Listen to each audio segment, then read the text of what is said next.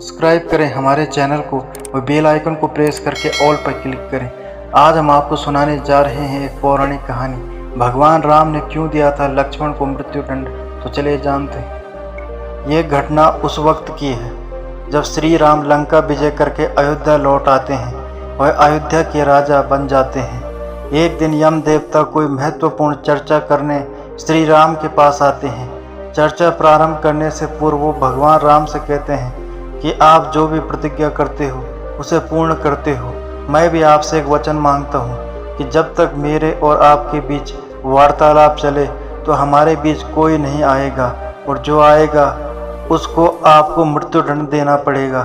भगवान राम यम को वचन दे देते हैं। राम लक्ष्मण को यह कहते हुए द्वारपाल नियुक्त कर देते हैं कि जब तक उनकी और यम की बात हो रही है वो किसी को भी अंदर न आने दे, अन्यथा उसे उन्हें मृत्युदंड देना पड़ेगा।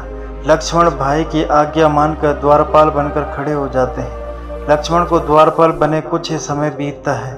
वहाँ पर ऋषि दुर्वासा का आगमन होता है। जब दुर्वासा ने लक्ष्मण से अपने आगमन के बारे में राम को जानकारी देने के लिए कहा तो लक्ष्मण ने विनम्रता के साथ मना कर दिया। इस पर दुर्वासा क्रोधित हो गए तथा उन्होंने संपूर्ण अयोध्या को श्राप देने की बात कही। लक्ष्मण समझ गए कि ये एक विकट स्थिति है जिसमें या तो उन्हें राम आज्ञा का उल्लंघन करना होगा या फिर संपूर्ण नगर को ऋषि के श्राप की अग्नि में झोंकना होगा। लक्ष्मण ने शीघ्र ही यह निश्चय कर लिया कि उनको स्वयं का बलिदान देना होगा ताकि वो नगरवासियों को ऋषि के श्राप से बचा सकें। उन्होंने भीतर जाकर ऋषि दुर्वासा के आगमन की सूचना दी। राम भगवान ने शीघ्रता से यम के साथ अपनी वार्तालाप समाप्त कर ऋषि दुर्वासा की भाव आव भगत की, परंतु अब श्री राम दुविधा में पड़ गए क्योंकि उन्हें अपने वचन के अनुसार लक्ष्मण को मृत्युदंड देना था। वो समझ नहीं पा रहे थे कि वो अपने भाई को मृत्युदंड कैसे दें, लेकिन उन्होंने यम को वचन दिया था जिसे निभाना ही था। इस दुविधा की स्थिति में श्री राम ने अपने गुरु का स्मरण किया और कोई रास्ता दिखाने को कहा। गुरुदेव ने कहा कि अपने किसी प्रिय का त्याग उसकी मृत्यु के समान ही है, अतः तुम अपने वचन का पालन करने के लिए लक्ष्मण का त्याग कर दो।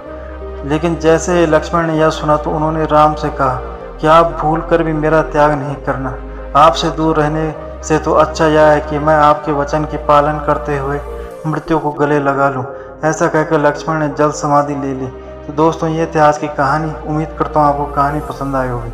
अगर आपको कहानी पसंद आए तो चैनल को सब्सक्राइब करें, बेल आइकन को प्रेस करके ऑल पर क्लिक करें, वीडियो को लाइक तथा शेयर करें, हमें सपोर्ट करें। धन्यवाद।